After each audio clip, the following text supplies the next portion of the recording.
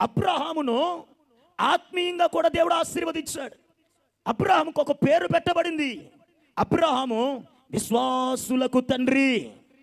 విశ్వాసులకు తండ్రి అంటే అబ్రహామును భౌతికంగా మాత్రమే ఆశీర్వదించి వదిలిపెట్టలే, అబ్రహామును ఆత్మీయంగా కూడా ఆశీర్వదించాడు. దేవునికి మహిమ కలుగును గాక. ఈ పూట నా వర్తమానం ఏంటో తెలుసా? తను ప్రేమించు వారికి, తను యందు విశ్వాసముంచు వారికి, తన పాదాలు చెంత మొర పెడుతున్న వారికి, దేవుని తట్టు చూడబోతున్న వారికి దేవుడు అన్యాయము చేయక తన తట్టు చూస్తున్న వారి జీవితంలో దైవికమైన కార్యములు చేయగలిగిన వాడు ఆయన.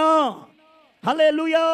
అబ్రహామును ఆశీర్వదించిన దేవుడే, అబ్రహాము స్థితిని మార్చిన దేవుడే, అబ్రహాము జీవితంలో దైవికమైన కార్యములను చేయు దేవుడే ఈ రాత్రి మన జీవితాల్లో కూడా కార్యములు చేయగలిగిన వాడు ఆయన.